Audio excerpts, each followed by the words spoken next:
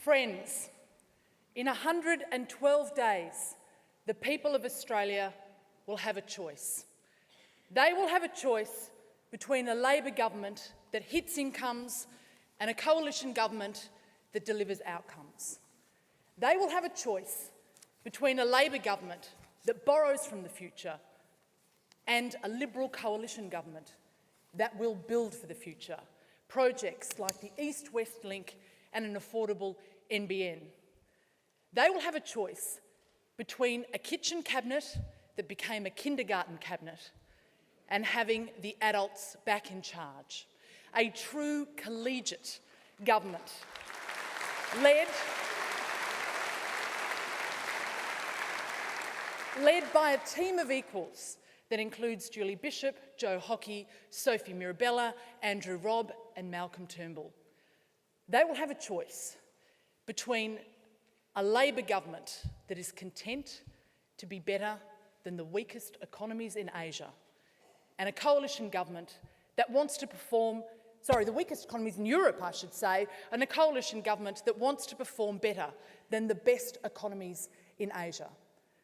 They will have a choice between a government that will hide from its record and a coalition that will celebrate its achievements of paying back debt, of paying surpluses, of establishing a future fund, and of ensuring that our economy is safeguarded from shocks and crises.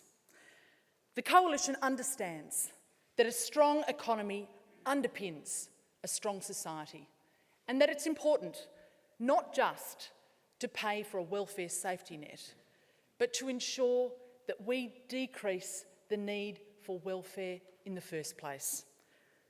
We will return personal responsibility and self-reliance to its proper place in government. And we will celebrate success, not punish it. Friends, in 112 days, the people of Australia will have a choice between a Labor government that stands for waste, debt and mismanagement, and a coalition government that stands for hope, reward and opportunity. Our founder, Sir Robert Menzies, lamented the forgotten people of Australia. Our former Prime Minister, John Howard, spoke about a government for all of us.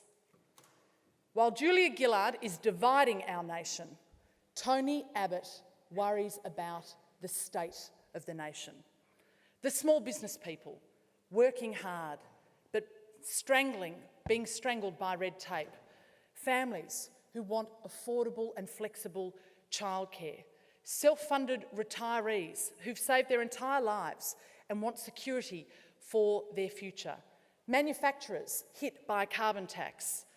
Young people wanting a start in life, a job, yet facing a youth unemployment rate of more than 24%. Tony Abbott understands this. He understands that these are the people who have been let down by the Gillard Greens experiment. He knows that so many of those modern-day forgotten people have forgotten children and forgotten grandchildren. A coalition government will absolutely have a deep sense of duty to those people, to all Australians, born out of respect for our forebears, inspired by ambition for our fellow citizens, and heavy with responsibility for those yet to come. Labor has mortgaged these people and their future. The duty and these values that I speak about are deeply embedded in each of the candidates that you have pre-selected here. And there is no finer example than that of Tony Abbott. With his wife Margie, Tony has raised 3 incredible daughters. With his local community, he has patrolled beaches and he has fought bushfires. With our Indigenous leaders, Tony has worked to get a deep understanding of the dysfunction that is so apparent in so many of those Indigenous communities.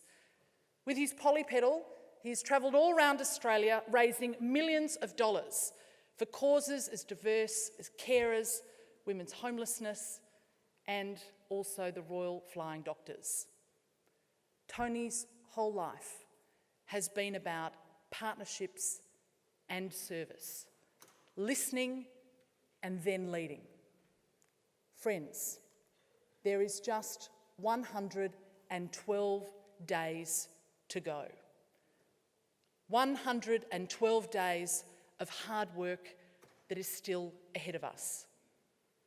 We need to, in that time, continue to articulate our vision for the nation. And for that, we need your help. Not for us, but for our country.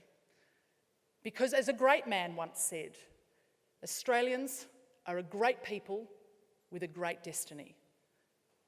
Inspired by our past, nourished by our great ideals, there is no limit to what Australia can achieve.